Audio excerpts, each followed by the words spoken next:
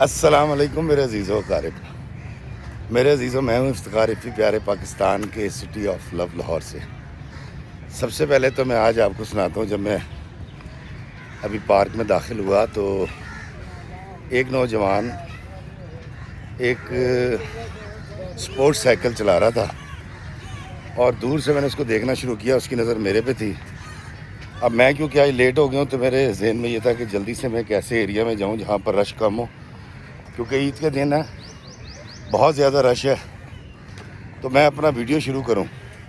لیکن وہ نوجوان میرے قریب آیا، اس کے ہاتھ میں گلاب کا پھول تھا، یہ دیکھیں، اور یہ گلاب کا پھول اس نے مجھ سے ہاتھ میں لایا تو میں نے کہا ایک کدھر ہی لے کے پھیر رہے ہیں؟ کہتا سر آپ کے لیے، اور اس نے مجھے یہ پھول دیا، گلاب کا پھول۔ میں جلدی میں تھا، میں نے اس سے نام بھی نہیں پوچھا، اس کا شکریہ ادا کیا اور ویڈیو بنانا شروع کر دیا۔ لیکن اس کی خاموشی اور اس کا یہ پھول مجھے بہت کچھ کہہ گیا۔ اس کی محبت، اللہ اس کو سلامت رکھے۔ اور یہ پھول میں آپ کی نظر کرتا ہوں، آپ تمام دیکھنے والوں کی، یہ پھول یہ نا جی، یہ دیکھیں پولیس والے مل گئے۔ کیا حال ہے آپ کا؟ ماشاء اللہ۔ یہ نا جی، یہ پھول ہیں، دونوں ہاتھ میں پکڑے۔ یہ جی میرے فورس کے جوان ہیں، اللہ جوانیاں مانو، اللہ تعالیٰ سلامت رکھے۔ آپ کو دیکھتے ہیں ہم، آپ کا اچھا ڈرامے وغیرہ میں آپ بناتے ہیں نا، تو میں صحیح کرتا ہوں کام؟ ہاں بالکل، ماشاءاللہ کا کام ہے آپ کا۔ علی صاحب اور شاہد صاحب، پنجاب پولیس زندہ باد، تھینک یو، پاکستان زندہ باد۔ لیں جی، آپ کے طرف سے میں نے پھول جو ہے وہ 2 پولیس والوں کو دے دیا۔ یہ نوجوان بھرتی ہو گئے ہیں، اللہ ان کی خواہشات پوری کرے۔ ویسے تنخواہوں میں کون سی خواہش پوری ہوتی ہے، لیکن چلیں، some thing is better than nothing.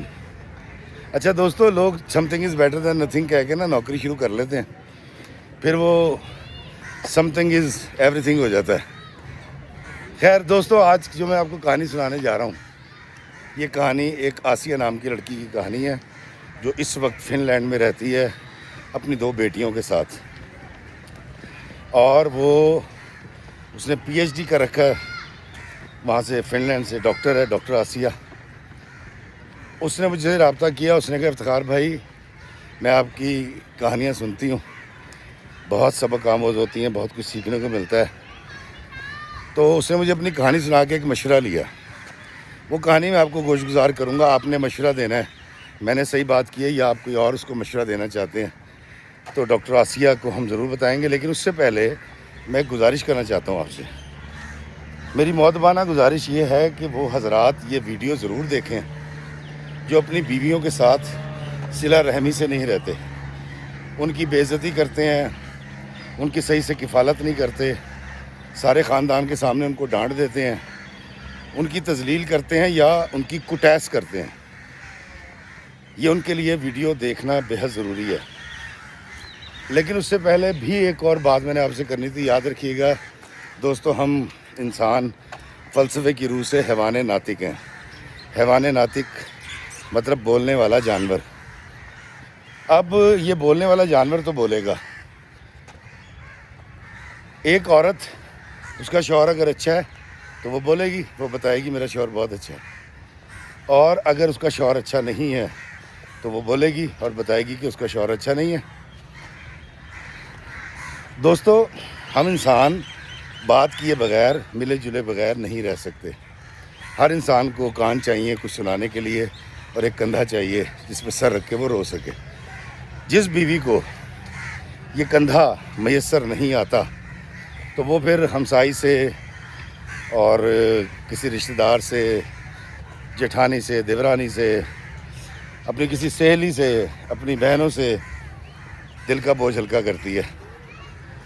اور کبھی کبھی کچھ مفاد پرست مرد بھی آ جاتے ہیں اس معاملے کے اندر اور گھر اجڑ جاتا ہے، کیونکہ جب کسی عورت کی بے عزتی کی جائے گی، اس کی کفالت نہیں ہوگی، اس کی عزت نفس کو مجروح کیا جائے گا، تو وہ مرد سمجھ لے کہ وہ اس کو دھکا دے دے کر گھر کے معاملات کو باہر کسی سے ڈسکس کرنے کی طرف دھکیل رہا ہے۔ وہ اگر عورت ہو تو چلیں بچت ہو جاتی ہے، لیکن اگر وہ کوئی غیر مرد ہو اور نامحرم ہو تو آپ سمجھ سکتے ہیں کیا ہوتا ہے۔ اور ہم روز سوشل میڈیا پر ایسے ویڈیوز دیکھتے ہیں کہ جی آشنا کے ساتھ مل کر شوہر کو فارغ کر دیا. تو اس لیے یاد رکھیے گا کہ اپنی بیوی کے اپنے بہت اچھے دوست بن جائیں اور بیویاں شوہروں سے بہت اچھی دوستی کر لیں تاکہ ان کو باہر کسی سہیلی, کسی دوست, کسی رہنما, کسی سننے والے کی, کسی کندھے کی ضرورت باقی نہ رہے. اب آتے ہیں آسیہ کی کہانی کی طرف. دوستو آسیہ جو ہے وہ بتاتی ہے کہ جب اس نے ہوش سنبھالا تو وہ ایک ایسی یونیورسٹی کے کوارٹروں میں رہتی تھی جہاں پر ان کے پاس 2 کمرے تھے. اس کے ابا جو ہیں وہ سرکاری ملازم تھے, چپڑاسی تھے ایک یونیورسٹی میں. اور یونیورسٹی کے السلام علیکم جی, کیسے ہیں آپ؟ یونیورسٹی کے اندر ہی باغات کے بیچ میں ان کے کوارٹر گھرے ہوئے تھے. وہاں پر سینٹری رہتا تھا, ڈرائیور رہتا تھا, اس کی فیملی رہتی تھی. اور پاس ہی پروفیسرز کے گھر تھے, لیڈی پروفیسرز, جینٹس پروفیسرز. تو آسیہ کہتی ہے کہ جب میں نے ہوش سنبھالا تو میں ان پروفیسرز کے بچوں کے ساتھ کھیلا کرتی تھی اور وہاں سے جو کپڑے ان کے بچوں کے آتے تھے اماں وہ ہمیں پہناتی تھیں. اماں ان کے گھر کے کام کرتی تھیں, سلائی کرتی تھیں اور ہم 2 بہنیں اور 1 بھائی سارا دن ہمارا بچپن جو ہے وہ بڑے بڑے دالانوں میں, بڑے بڑے لانس کے اندر, بڑے بڑے کمروں میں گزرتا تھا جہاں پر ونڈو اے سی لگے ہوتے تھے.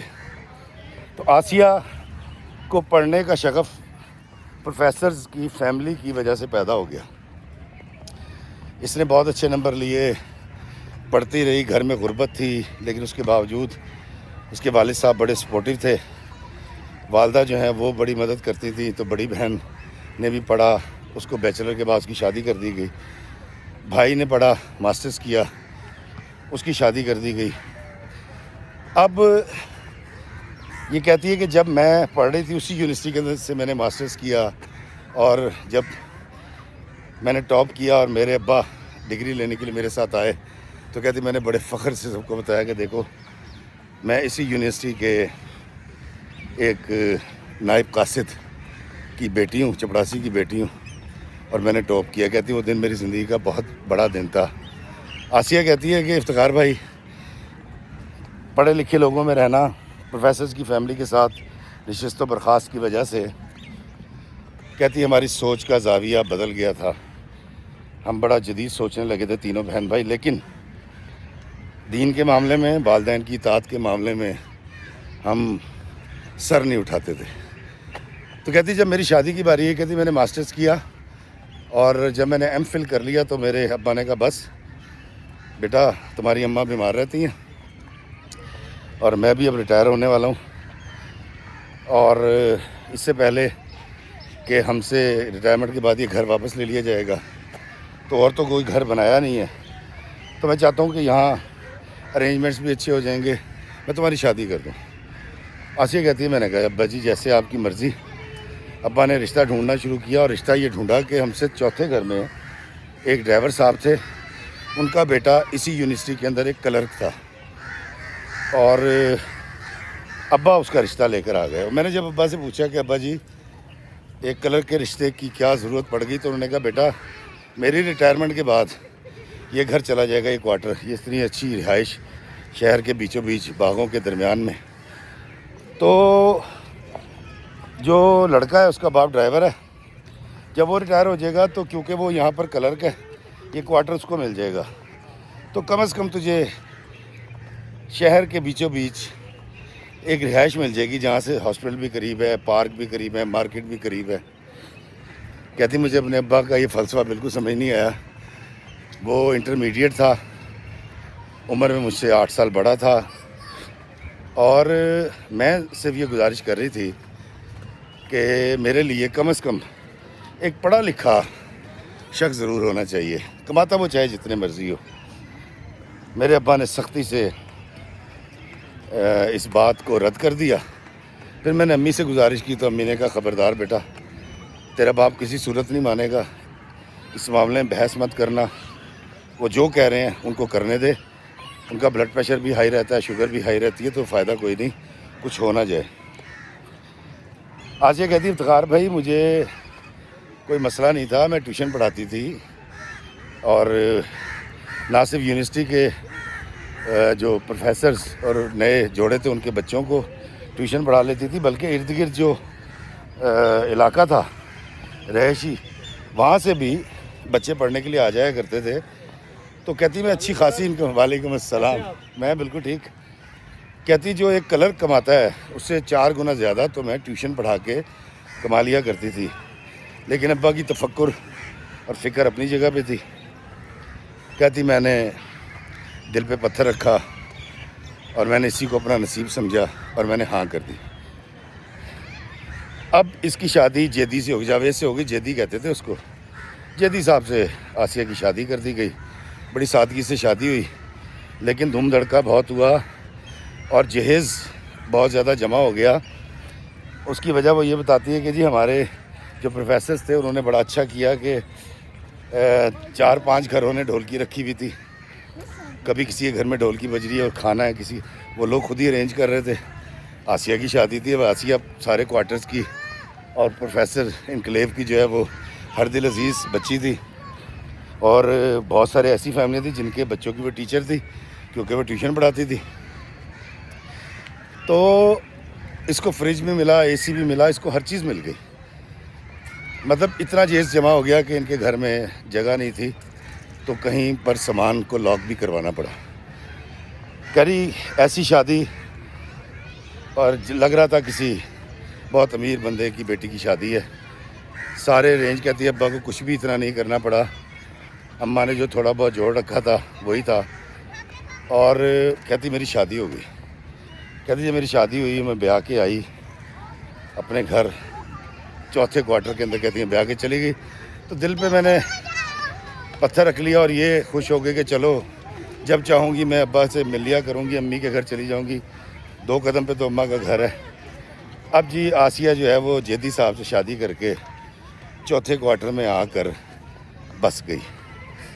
آسیہ کہتی ہے کہ افتخار بھائی پہلے دن ہی میری 2 نندیں، ایک دیور اور میرے ساس سسر نے باقاعدہ طور پر مجھے ایک لیکچر دیا اور مجھے سمجھانے کی کوشش کی گئی کہ دھیان سے رہنا ہے اور گھر کے معاملات میں بڑھ چڑھ کے حصہ رہنا ہے، خدمت کرنی ہے. کہتی جیدی اور اس کے والد صاحب جو ہے نا یہ ہمارے پرانے جاننے والے اس لیے نہیں تھے کہ پہلا ڈرائیور جو ہے وہ ریٹائر ہوا تھا، اس کی جگہ کسی اور جگہ سے ٹرانسفر ہو کے اس کے والد صاحب یہاں آئے تھے اور اسی کوارٹر کے اندر کو گھر مل گیا تھا. تو ابھی ان کو 3-4 سال ہوئے تھے. تو جیدی کی فیملی کا بہت زیادہ ملنا جلنا ان کوارٹرز اور ان انکلیوز کے اندر نہیں تھا. خیر کہتی جی مجھے اس طرح سے لیکچر دیا گیا جس طرح میں کوئی جاہل عورت ہوں اور میں کسی دوسرے پلانٹ سے آئی ہوں، کیسے اٹھنا ہے کیسے بیٹھنا ہے. میری ساس نے کہا تو نے صبح فجر کے وقت جاگ جانا ہے، ہم چاہے جاگیں یا نہ جاگیں، اور گھر کے سارے کام تیرے ذمے ہیں.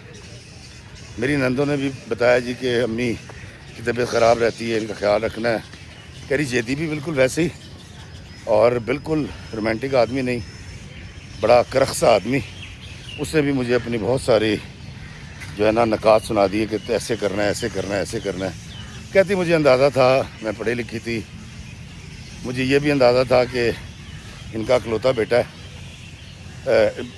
بڑا بیٹا ہے، اور جو بڑی بہو جب آتی ہے تو ساری تکلیفیں اس کو اٹھانی پڑتی ہیں، ساری آزمائشیں اس کے ساتھ ہوتی ہیں، ساری توقعات اس سے وابستہ کی جاتی ہیں. تو کہتی افتخار بھائی میں ان توقعات پر پورا اترنے کے لیے تیار تھی. کہتی میں نے اپنی زندگی کا آغاز کر دیا اور جیدی صاحب جیسا کہتے میں نے ویسا کرنا شروع کر دیا. لیکن میں بڑی حیران اس بات پہ ہوئی کہ جیدی ساری رات باہر رہتا تھا، فجر سے پہلے آ کے سوتا تھا اور صبح اٹھتے پھر آفس چلا جاتا تھا یونیورسٹی. میرے پاس یا مجھے دینے کے لیے جیدی کے پاس وقت نہیں تھا. ڈاکٹر آسیہ کہتی ہے کہ افتخار بھائی میرے میاں نے مجھے پابند کر رکھا تھا کہ جب وہ چھت پہ ہوتا اپنے دوستوں کے ساتھ، کوارٹر کی چھت پہ وہ سیڑھی لگا کے چڑھتے تھے تو اوپر نہیں آنا.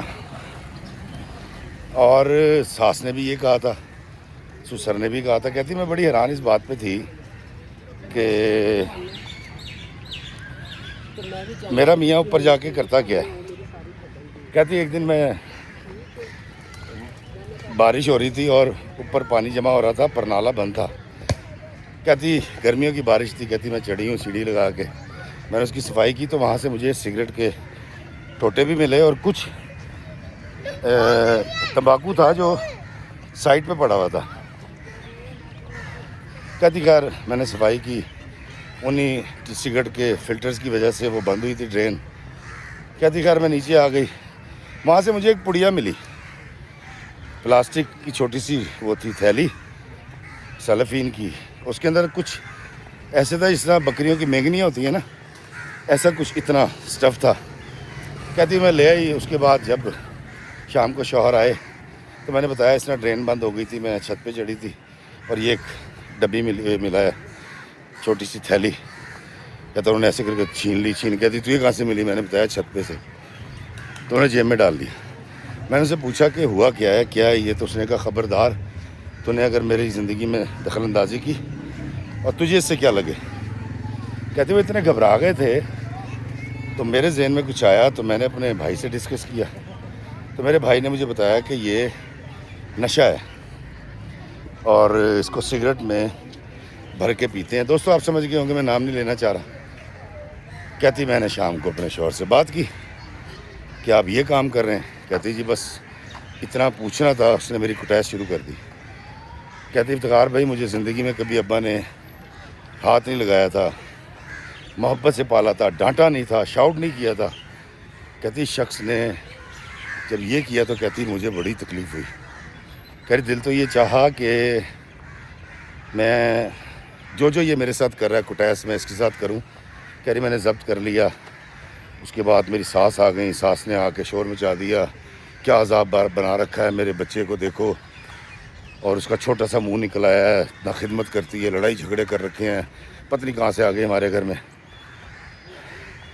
کہتی افتخار بھائی 2 یا 3 دن میں سوچتی رہی کہ ایسے شخص کے ساتھ نہیں رہنا چاہیے جو کٹائش کرے. کہتی 4تھے دن میں نے رپورٹ کروائی ہے، ٹیسٹ کروایا تو پتہ ہی چلا کہ اللہ تعالیٰ نے مجھے امید سے کر دیا. کہتی اب یہ خبر ایسی تھی میں سب کچھ بھول گئی اور ایک اور نیا ایونیو کھل گیا اور ایک اور ٹرانس میں چلی گئی. اور میں نے سوچا کہ اچھا میں اس کے کیے کو برا وقت سمجھ کے معاف کر دیتی ہوں اور آگے چلتی ہوں. آسیہ کہتی ہے کہ میری نند کے 3 بیٹیاں تھیں اور اس وقت اس کے کچھ ہونے والا تھا.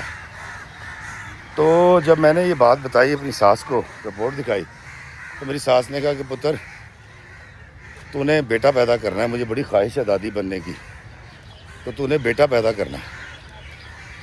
کہتی میں نے امی سے کہا، میں نے کہا امی بات دراصل یہ تو اللہ کی دین ہے، بیٹا ہو یا بیٹی ہو تو اس میں میرا کیا قصور ہے.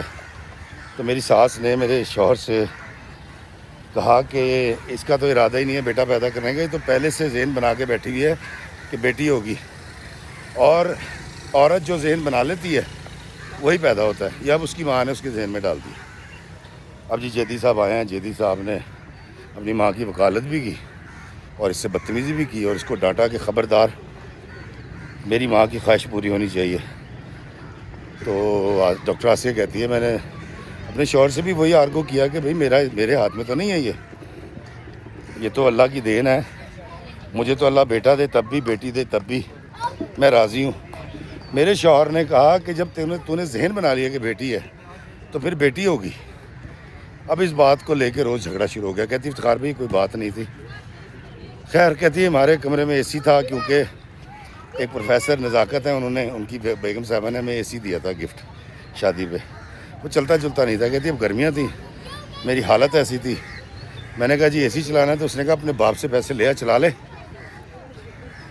کہتی میں نے دوبارہ سے ٹیوشنز پڑھانی شروع کر دی اور ٹیوشنز سے میں نے کمانا شروع کر دیا اور نہ صرف بجلی کا بل بلکہ گروسری کا خرچہ بھی میں دینے لگی.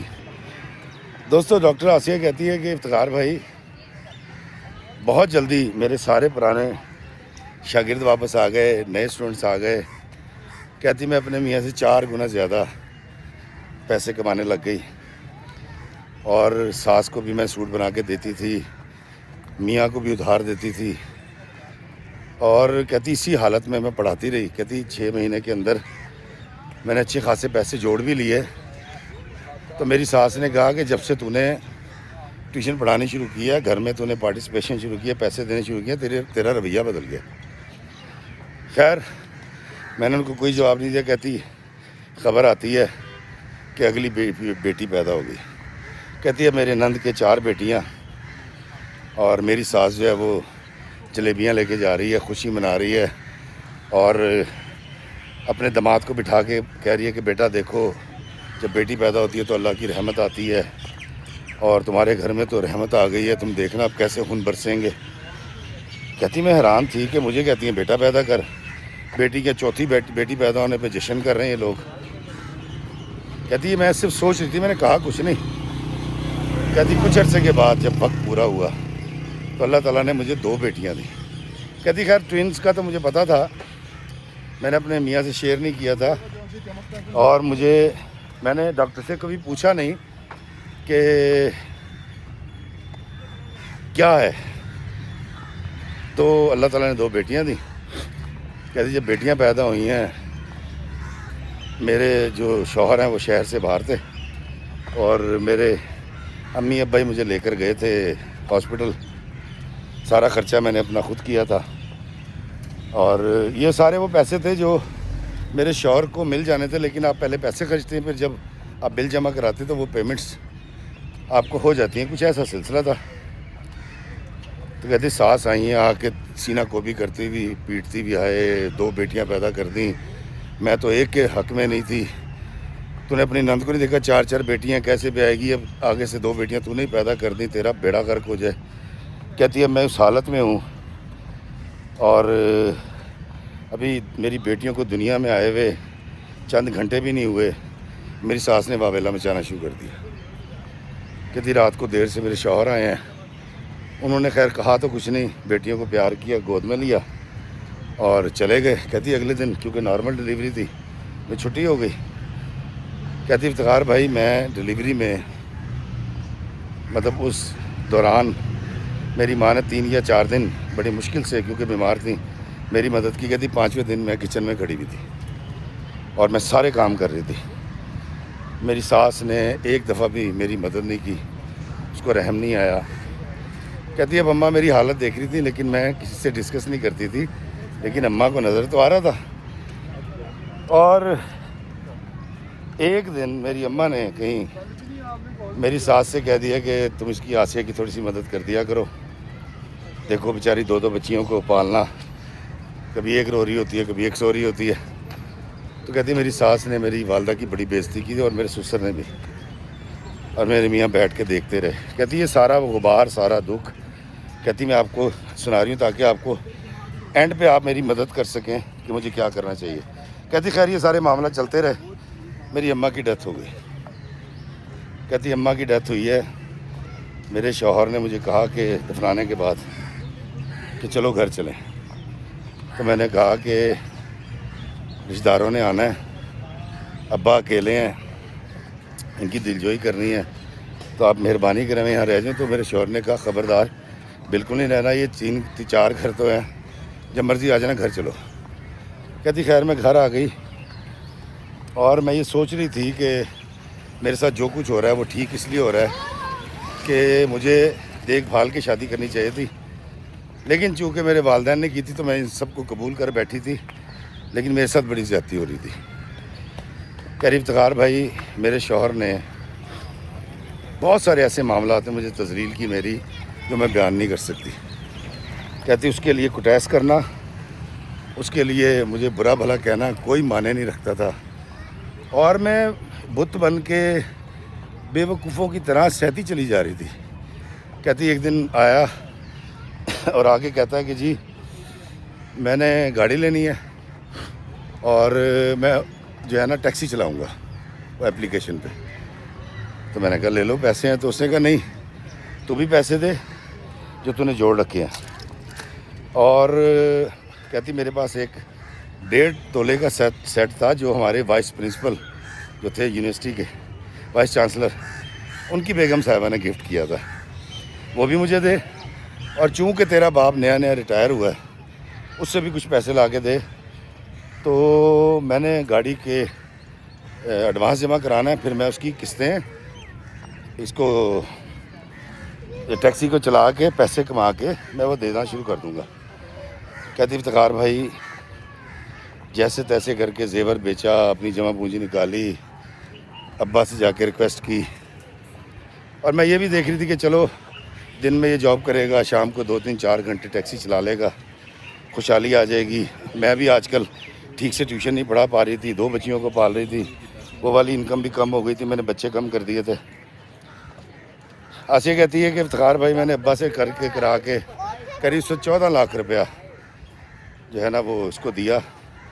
اس نے اب کسی شو روم سے وہ نکلوا لی گاڑی. کہتی ہے اب سارا دن جو ہے وہ اس نے چھٹیاں لے لی 2-3 مہینے کی کہ میں دن رات گاڑی چلاؤں گا. کبھی مریض چلا جاتا تھا, کبھی ایبٹ آباد چلا جاتا تھا, اور جب میں پوچھتی تھی تو وہاں سے تصویریں لگاتا تھا اسٹیٹس پہ, فیس بک پہ دوستوں کے ساتھ, اور کہتا تھا سواری لے کے آیا. اور جب واپس آتا تھا تو آتے ہی اگلے دن 2-4 ہزار روپے مجھ سے مانگتا تھا. کہتی مجھے سمجھ آ گئی ہے کوئی سواریاں نہیں لے کے جا رہا, سیر کرتا پھر رہا. تو میں نے یہ سوچا کہ چلو نئی گاڑی ہے, کچھ عرصے کے بعد یہ ٹھیک ہو جائے گا, کمانے لگ جائے گا. کہتی ایسا کچھ نہیں ہوا, اور جب پہلی قسط کی باری آئی تو میرے پاس آ گیا, مجھے کہتا جی انسٹالمنٹ دینی ہے. کہتی افتخار بھائی میں نے جب کہا کہ میرے پاس پیسے نہیں ہیں تو وہی کٹیس. کہتی میں بہت ڈر گئی تھی, میں خوفزدہ ہو گئی تھی, اور مجھے ایسا لگتا تھا میں نے بیٹیاں پیدا کر کے کوئی جرم کر دیا ہے. اب اس جرم کی پاداش میں, اس جرم کو چھپانے کے لیے میں اس کی ہر اچھی بری بات کو مانتی جا رہی تھی.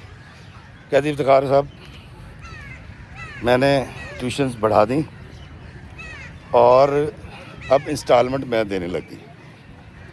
کہتی 47,000 یا اپنی 57,000 انسٹالمنٹ ہر مہینے میں نے بچے پڑھانے اور میں نے دینی ہے. کبھی کبھی اس کا دل کرتا تھا 10-15 ہزار ڈال دیتا تھا. تو میں یہ سوچنے لگ گئی کہ چلو ایک چیز بن جائے گی, گاڑی اپنی ہو جائے گی. لیکن اس نے کبھی بھی تباتر کے ساتھ ٹیکسی نہیں چلائی. کبھی 2-4 ہزار کی دیہڑی لگاتا, کبھی جب موڈ اچھا ہوتا تو یہ پیزا پوزا لے آتا تھا رات کو یا بھلے, وہ بھی 2-4 دفعہ ہوا, اس سے زیادہ نہیں ہوا. کہتی میں اس گھر میں بے وقت تھی, میری کوئی قدر نہیں تھی, اور میں کسی کو کہہ نہیں سکتی تھی. کہتی میری والدہ دنیا سے چلی گئی تھی, بہن جو ہے وہ اپنے کاموں میں مصروف تھی, میں بہن سے بات نہیں کرنا چاہتی تھی, وہ بہنوئی کو بتائے گی, گھر کی بات باہر نہ نکلے. کہتی میں اندر ہی اندر پکتی رہی, بھرتی رہی, اور لاوا پکتا رہا میرے اندر, اور اس نے اپنی عادتیں نہیں بدلی. کہتی ایک وقت آیا, ہماری ایک پروفیسر صاحب کی بیگم تھی, وہ ایک دن ملنے کے لیے آئیں, تو انہوں نے کہا جی میں تو جا رہی ہوں فن لینڈ اور آگے پڑھنے کے لیے. تو میں نے کہا میں تم سے مل لوں. تو وہ مجھ سے ملنے کے لیے آئیں, بڑی خوشی ہوئی اور وہ چلی گئی. کہتی ان سے پھر میرا رابطہ رہا, اور رابطے میں بات چیت کرتے کرتے وہ میری اچھی سہیلی بن گئی. اور میں ان سے نہ تھی تو وہ عمر میں بڑی, لیکن میں ان سے ہر چیز شیئر کرنے لگ گئی. شیئر کرنے سے مجھے ایک دوست مل گئی. کہتی افتخار بھائی انہوں نے مجھے مشورہ دیا کہ تو PhD کرنے کے لیے یہاں آ جا. ان کی یونیورسٹی میں کوئی پروگرام آیا تھا, فلی فنڈڈ تھی, اور صرف ٹکٹ لینا تھا. کہتی میں نے اپنے میاں سے کہا, بات کی. پہلے تو اس نے بڑا شدید ریئیکشن آیا اس کا. پھر میں نے 1-2 دفعہ اس کو سمجھایا کہ دیکھو ہمارا پیسہ کوئی نہیں لگنا, بچیوں کے بھی ویزے لگ جائیں گے, تم بھی آ جاؤ گے وہاں, اور ہماری زندگی بہت اچھی ہو جائے گی. وعلیکم السلام. معافی چاہتا ہوں دوستو, کچھ فینس مل گئے تھے, تصویریں بنوا رہا تھا. اچھا جی, اب صورتحال یہ تھی کہ آسیہ کہتی ہے میں اپنے میاں کو منانے کی کوشش کر رہی تھی. اس نے اپنے گھر میں بات کی, میری بھابھیوں, اس نے میری نندوں نے, ساس نے, سسر نے چڑھائی کر دی, تو آوارہ گردی کرے گی, تو وہاں جا کے, یہاں تو باز نہیں آتی, وہاں پتہ نہیں کہتی کیا کیا الزام لگانے شروع کر دیے. میں نے آہستہ آہستہ اپنے شوہر سے کہا کہ دیکھو وہاں پر جاب بھی مل جائے گی, پاسپورٹ بھی مل جائے گا, اور وہاں پر عورت زیادہ محفوظ ہے. وہ کہتا تھا نہیں جی وہاں جا کے عورت عیاش ہو جاتی ہے، خراب ہو جاتی ہے. کہتی افتخار بھائی میں صرف اس دوزخ سے نکلنا چاہ رہی تھی، اور مجھے یہ بھی احساس تھا کہ جب یہ وہاں آ جائے گا، میرا شوہر میرے ساتھ جائے گا، تو اس کے اوپر بھی فرق پڑے گا. تو شوہر نہیں مانا. کہتی میری زندگی عذاب ہو گئی اور میری خواہش جو ہے وہ ادھوری رہ رہی تھی، مجھے نیند نہیں آتی تھی، میں پریشان تھی. کہتی میں نے اس کو بڑا سمجھایا، بڑی ریکویسٹ کی. کہتی اللہ کی کرنی ہوئی وہ مان گیا. میں نے اس خاتون سے کہہ کے جو میری سہیلی بن گئی تھی پروسیس کروایا، میں نے اپلائی کیا آن لائن. کہتی انہوں نے مجھ سے رابطہ کیا، مجھے ایک تھیسس لکھنے کے لیے کہا ایک ٹیچر نے. میں نے تھیسس لکھا. کہتی 3 مہینے کے اندر فائنل ہو گیا اور میں پی ایچ ڈی کے لیے سلیکٹ کر لی گئی. کہتی افتخار بھائی میں نے اپنے شوہر کا، اپنی بیٹیوں کا، اپنا سارا ڈیٹا جمع کرایا تھا. کہتی ہم سب کے پاسپورٹ بنے، ہم سب کے ویزے آ گئے.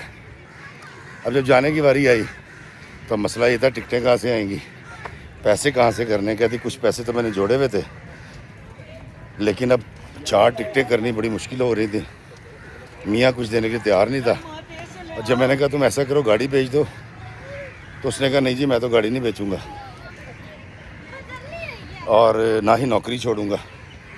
تو میں نے اپنے شوہر سے کہا کہ پھر کیا کریں. تو اس نے کہا یار ابھی تو دیکھتے ہیں، میں ایکس پاکستان لیو اپلائی کر رکھی ہے میں نے. جواب نہیں آیا. ایکس پاکستان لیو ہوتی ہے جب آپ پاکستان سے باہر جاتے ہیں تو وہ چھٹی آپ لیتے ہیں. وہ کہتی جی کہ میرے شوہر نے چھٹی اپلائی کر دی اور طے یہ ہوا کہ میں اپنی دونوں بیٹیوں کو لے کر فن لینڈ چلی جاؤں گی، اور پھر ایک وقت آئے گا 6 مہینے سال میں پیسے جوڑوں گی. وہ پیسے جوڑے گا تو میرا شوہر بھی آ جائے گا جب تک اس کی چھٹی ہو جائے گی. کہتی ہے میں نے اپنے بہنوئی سے، رشتہ داروں سے، چچا سے اپنے پیسے جوڑ کے تھوڑے بہت، کہتی 1-2 انگوٹھیاں پڑی، 1-2 انگوٹھیاں تھی میرے پاس سونے کی، وہ بیچیں. خیر کہتی میں نے 3 ٹکٹیں میری ارینج ہو گئی. ہمارے ایک پروفیسر صاحب تھے، انہوں نے کچھ پیسے دیے، اور ایک فیملی تھی انہوں نے ہمیں شاپنگ کروا دی. ایک فیملی تھی انہوں نے ہمیں 2000 یورو گفٹ کر دیے کہ جاؤ خیر سے جاؤ، جا سمرن جی لے اپنی زندگی. کہتی افتخار بھائی میں بچیوں کو لے کے فن لینڈ آ گئی. فن لینڈ آنے کے بعد میرا داخلہ ہو گیا، میں نے پی ایچ ڈی کی، مجھے اسٹیپنڈ ملتا تھا، بڑی اچھی ہم زندگی گزار رہے تھے. وہ فیملی بھی میری بڑی ہیلپ کر رہی تھی. زیادہ پاکستانی تو نہیں تھے لیکن کچھ پاکستانی تھے جو بڑے ہیلپنگ تھے. کہتی افتخار بھائی میں فن لینڈ آئی، یہاں آنے کے بعد مجھے آزادی کا احساس ہوا، یہاں آنے کے بعد مجھے عزت کا احساس ہوا. یہاں آنے کے بعد مجھے لگا کہ میں دوزخ سے نکل کے آ گئی ہوں. میں روز اپنے میاں کو فون کرتی، اس نے روز نہیں اٹھانا، میں مصروف ہوں، بعدیں بات کروں گا، پنڈی آیا ہوں، پشاور آیا ہوں، گاڑی کا کام کروا رہا ہوں، پیسے بھیج دو پیسے بھیج دو. کہتی مہینے میں 2 سے 3 بار اس کو 100 یورو 200 یورو چاہیے ہوتے تھے. کہتی پی ایچ ڈی کے ساتھ ساتھ میں نے ایک جاب شروع کر دی اور اللہ تعالیٰ نے بڑا کرم کر دیا. بچیاں میری کیونکہ تھوڑی بڑی ہو چکی تھیں، ان کے ایڈمیشن ہو گئے اور میں بہترین زندگی گزارتی. کہتی 2 سال ہو گئے، میں میاں سے کہوں کہ آ جا تو وہ کہتا جی ابھی نہیں آنا. کہتی ہماری یونیورسٹی میں میری جاب ہو گئی جہاں سے میں نے پی ایچ ڈی کی تھی، اور بہترین میری تنخواہ. کہتی تقریباً سٹارٹ میری 7000 یورو سے ہوئی، 6-7 ہزار یورو سے. اور میں جب بھی اپنے میاں کو فون کرتی تھی تو وہ کسی نہ کسی کام میں مصروف ہوتا تھا، اس کے پاس ٹائم نہیں تھا مجھ سے بات کرنے کے لیے. اور جب بات کرتا تھا تو وہ عجیب قسم کی بات کرتا تھا کہ نماز پڑھتی ہو کہ نہیں، کسی مرد سے غیر مرد سے بات نہیں کرنی، کسی شراب خانے میں نہیں جانا. پتہ نہیں وہ کیا سمجھ رہا تھا میرے کریکٹر کے بارے میں اور کیا سوچ رہا تھا. ساس سے بات کرنی، وہ بھی کہتی تھی ہن تو خوش نہیں ہیں، ہن بکری ہو گئی ہیں گوریاں مگر کٹ کپڑے پا کے پھر. کہتی اس طرح کی بیہودہ باتیں انہوں نے کی. میں کہتی وہیں کی وہیں وہی جو جس کو کہتے ہیں نا پتی ورتا خاتون. کہتی میرا وقت گزر رہا تھا اور 2 سال گزر گئے، حالات بڑے بہتر ہو گئے اور بچیاں بھی یوزڈ ہو گئیں. کہتی افتخار بھائی ہمارے یونیورسٹی کے اندر بہاولپور سے ایک جو ہے نا ٹیچر آیا اور اس یونیورسٹی میں جو مطلب کہتی میری ایج سے تقریباً وہ 4 سال چھوٹا تھا اور حامد اس کا نام تھا. حامد بڑا اچھا لڑکا تھا, بڑا شرمیلا سا. اس سے گروپ کے اندر وہ بھی آ گیا, اس سے ہماری بات چیت شروع ہو گئی. اب ایک ہی یونیورسٹی میں پڑھا رہے تھے, گفتگو رہتی تھی. میں جب بھی فون کرتی تھی میاں کو تو اس طرف سے وہ مغلظات بکتا تھا. میں بھری ہوئی تھی اور کہتی میری اس سے بات چیت شروع ہو گئی اور اس نے بڑی عزت کے ساتھ, بڑی تکریم کے ساتھ, میں نے جب جانا اس نے کرسی چھوڑ دینی. کہتی جب وہ کرسی چھوڑتا تھا تو گوریاں اور گورے جو ٹیچرس تھے وہ تالیاں بجاتے تھے کہ یار کیا رسپیکٹ ہے, کیا پیار ہے. تو میں نے ایک دن ان کو سمجھایا کہ ہم دونوں یہاں ٹیچر ہیں, ہمارے اندر احترام کا رشتہ ہے. یہ جب میرے لیے کرسی چھوڑتا ہے تو اس کا مطلب وہ والا لو شو نہیں ہے. تو جو وہاں کی فن لینڈ کی جو گوریاں تھیں وہاں کے مقامی, ان ٹیچرز نے کہا اس میں ایسی کون سی بات ہے, تو فرینڈ شپ تو ہو سکتی ہے. اور اس طرح کی جب انہوں نے اپنے فلسفہ بیان کیا, کہتی آہستہ آہستہ میرے ذہن میں حامد کے لیے گنجائش پیدا ہونی شروع ہو گئی اور کہیں میں لاشعوری طور پہ یہ سوچنے لگی کہ یہ کتنا اچھا شخص ہے, کاش میرا شوہر بھی اسی کتنا ہوتا جاوید, کاش وہ ایسا بیہیویئر کرتا. کہتی اب اس نے میرا بہت خیال رکھنا شروع کر دیا. ہم اکٹھے گھومتے تھے, جاتے آتے تھے, ڈنر کرتے تھے. اس نے کبھی مجھ سے کوئی ایسی بات نہیں کی, میں نے بھی اس سے کبھی کوئی ایسی بات نہیں کی. اور ہم ایسے دوست بن گئے کہ مجھے لگا کہ میں اس سے اپنی زندگی شیئر کر سکتی ہوں. کہتی میں نے اس کو کہانی سنانی شروع کی, آہستہ آہستہ اس سے مشورے دینے شروع کیے اور وہ کوشش کرتا رہا کہ میرے اور میرے شوہر کے درمیان فاصلے کم ہوں. اب شوہر اڑ گیا تھا, مجھے کہتا تھا کہ مجھے یقین نہیں ہے کہ تو اتنے عرصے سے وہاں جو رہ رہی ہے میرے بغیر. وعلیکم السلام, کی حال ہے؟ ٹھیک ٹھاک, شکر. ٹھیک ہے, تو صحیح سلامت رہی ہوگی یا تو نے اپنی پاکیزگی کا خیال کیا ہوگا. کہتی اس طرح کی بھونڈی گفتگو اس کے لیے کرنا بات ہی کوئی نہیں تھی. اتنی عام ذہن کا, گھٹیا ذہن کا آدمی تھا اور پتہ نہیں وہ عورت کے بارے میں سوچتا کیا تھا جو وہ اس طرح کی بے سروپا باتیں بے غیرت مردوں کی طرح کر دیا کرتا تھا. کہتی افتخار بھائی مجھے وہ کندھا مل گیا سر رکھ کے رونے کے لیے حامد کا, اور وہ کان مل گئے جس کو میں اپنی تکلیفیں سنانے لگی. کہتی اب ہوتا یہ تھا, میاں نے فون پر بدتمیزی کرنی اور میں نے جب حامد کو سنانا تو اس نے میری دل جوئی کرنی. کہتی اس شخص نے کبھی زندگی میں کوئی ایک ایسی بات نہیں کی جو حدود و قیود سے باہر ہو. وہ بھی وہاں اکیلا تھا, اس کی شادی تو نہیں ہوئی تھی لیکن اس کے ماں باپ تھے بہاولپور میں. اور کہتی میں اپنی 2 بیٹیوں کے ساتھ تھی لیکن میرے بھی والد اور خامند دور تھے. اور میں نے پھر اس کو ایک ایک ایچی بیچی سنائی اپنے شوہر کی, ایسے کرتا ہے, ایسے کٹیس کرتا ہے. تو اس نے مجھے کہا کہ ہے تو بہت بری بات, تمہارے شوہر کو ایسا نہیں کرنا چاہیے, لیکن میرا نہیں خیال کہ تم اس کے ساتھ خوش رہ سکو گی. ابھی تم ینگ ہو اور تم خوبصورت بھی ہو, تمہیں ابھی کچھ عرصے پاسپورٹ ہی مل جائے گا, تم اس رشتے کو کیری مت کرو. کہتی اس بات کے اوپر میری اس سے بات شروع ہو گئی اور کرتے کرتے ہم دونوں نے اس کو اتنا ڈسکس کیا کہ ایک دن میں نے اس کو کہا کہ تم جو بار بار کہتے ہو کہ تم سے کوئی بھی شادی کر لے گا تو کیا تم مجھ سے شادی کرو گے؟ تو وہ کہتی ہے کہ حامد نے ایک لمحہ ضائع بغیر کیے کہا ہاں تم طلاق لو, میں شادی کر لوں گا, خلا لے لو. کہتی افتخار بھائی جب اس نے بات کی اس دن تو میں وہاں سے اٹھ کے آ گئی. کہتی اس کے بعد ہماری بات بہت کم ہوتی تھی لیکن میں اس کو جس طرح سے دیکھتی تھی یا جتنی بھی گفتگو ہوتی تھی یہ سارا وہ تھا جو 2 چاہنے والوں کے درمیان ہوتا ہے. کہتی جس کو عرف عام میں عشق کہتے ہیں, دل لگانا کہتے ہیں. کہتی میں اور وہ عشق کرنے لگے اور اس عشق کے اندر, اس عاشقی کے اندر پاکیزگی تھی. کبھی ہم نے وہ نزدیکی اختیار نہیں کی کیونکہ میں کسی کے نکاح میں تھی. وعلیکم السلام، کیسے ہیں آپ؟ خیریت سے؟ لیکن کہتی جی حامد جو ہے نا وہ میرے اعصاب پہ سوار ہو گیا. کہتی افتخار بھائی اب صورتحال جو کرنٹ ہے وہ یہ ہے کہ میرا جو شوہر ہے وہ میری کریکٹر اسیسینیشن کرتا ہے، وہ مجھ پہ الزام لگاتا ہے، مجھے بے نوازی کہتا ہے. اس کا یہ خیال ہے کہ میں شراب خانوں کی زینت بن چکی ہوں وہاں جا کے. جب میں کہتی ہوں میں تیری ٹکٹ بھیجتی ہوں تو وہ آنے کے لیے تیار نہیں ہے. اور اب 2-3 مہینے سے میں نے بھی اس کو نہیں کہا کہ آ جا. تو میں نے کہا کیوں؟ کہتی افتخار بھائی میں شاید اب اس کے ساتھ نہیں رہنا چاہتی.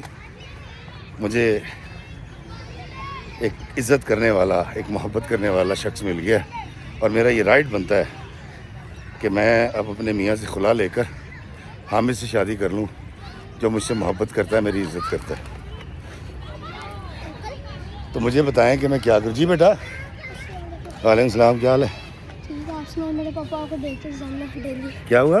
میرے پاپا ڈیلی آپ کو دیکھتے ہیں. دیکھتے ہیں؟ ہاں جی. اور آپ کہاں سے آئے ہو؟ ہم آئے ہیں وہاں سے مینسوک سے. کیا نام ہے آپ کا؟ محسن. تھینک یو، جیتے رہیں. بہت شکریہ. دیکھیں جی کتنے پیارے بچے میسیج لے کر آتے ہیں.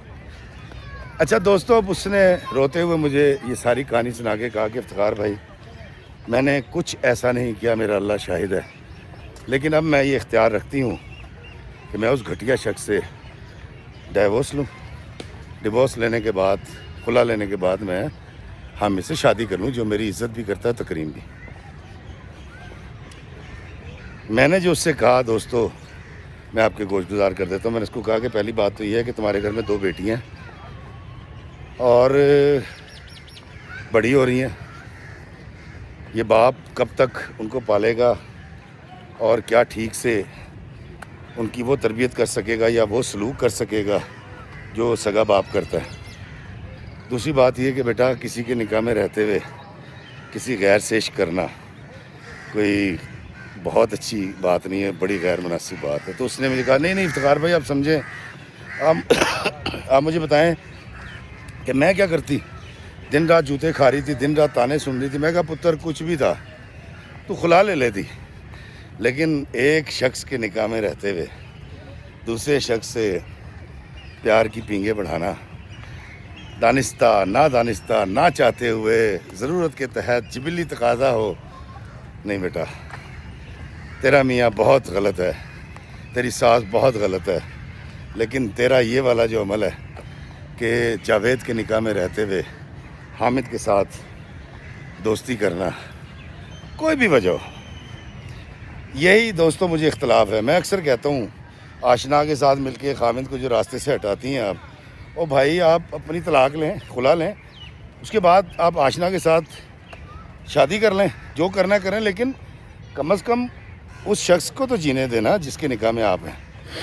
وہ بہت برا ہے، جاوید بہت برا ہے، ہاتھ اٹھاتا ہے، جو کچھ کرتا ہے، لیکن بیٹا میں یہ ریکمنڈیشن نہیں دوں گا کہ کسی کے نکاح میں رہتے ہوئے ایک دوسرے شخص سے بے شک آپ نے ایک دوسرے کو ٹچ نہیں کیا، آلودہ نہیں ہوئی، آپ کا جسم آلودہ نہیں ہوا، لیکن آپ کی سوچ تو آلودہ ہو گئی. بیٹا آپ نے جو اس کی رفاقت میں وقت گزارا ہے، جس نظر سے آپ اس کو دیکھتی رہی ہیں، وہ تو آلودہ ہو گئی نا. تو بہتر یہ ہے کہ آپ اس رشتے کو ابھی روک دیں حامد کے ساتھ، اور کوشش یہ کریں کہ اپنے شوہر کے ساتھ معاملہ ٹھیک کریں اور اس کو بٹھائیں اور اس کو یہ بتائیں، اس کو بے شک یہاں لے آئیں، اس کو لا کے بتائیں کہ اتنے ہاتھ لائیں گا، کوئی بری بات کرے گا تو پولیس آ جاتی ہے یہاں اور وہ ٹھیک بھی ہو جائے گا. لیکن بیٹا اس کام کو کرنے کے لیے لیگل راستہ پھر یہ ہے کہ پہلے تو یہ ٹرائی کریں کہ آپ کا شوہر جو ان بچیوں کا باپ ہے اسی کے ساتھ رہیں، اسی کی وفادار رہیں. لیکن پھر اگر آپ سمجھتی ہیں 1-2 سال وہ شخص باز نہیں آتا اور اس کا پاگل پن بڑھتا چلا جاتا ہے اور وہ کوٹیس کرتا ہے، تو پھر یہ طریقہ ہے کہ پہلے آپ ڈائیورس لے لیں، ڈیورس لینے کے بعد آپ جہاں مرضی شادی کریں. تو ڈاکٹر آسیہ کے رونے کی آواز آئی اور اس نے کہا افتخار بھائی میں تو سمجھتی تھی کہ ہمیں کوئی قربت اختیار نہیں کی ہم نے جسمانی طور پہ، تو میں ٹھیک ہوں، لیکن آپ نے صحیح کہا کہ میں نے روحانی خیانت کی ہے۔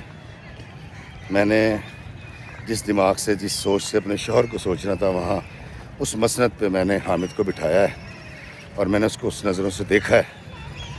تو میں نے کہا بیٹا آپ اللہ سے معافی مانگو، اللہ بہت معاف کرنے والا ہے، اور میرے کہنے سے اپنے شوہر کو ایک چانس دو، اور انشاءاللہ تعالیٰ وہ ٹھیک ہو جائے گا، سدھر جائے گا۔ جب نہ سدھرے تو پھر بیٹا پہلے آپ کھلا لینا، اس کے بعد جہاں چاہے آپ شادی کرنا، آپ کا حق ہے، کون آپ کو روک سکتا ہے۔ لیکن یہ حامد اور آپ کے درمیان جو تعلق پیدا ہوا ہے نا، یہ صرف نزدیکی کی وجہ سے، دستیابی کی وجہ سے، اور شوہر کی عدم دستیابی کی وجہ سے، ہجر کی وجہ سے یہ ہوا ہے۔ اور ہم بشر ہیں، ہم غلطی کریں گے، معافی مانگیں گے، غلطی کریں گے، معافی مانگیں گے، اور وہ معاف کرے گا۔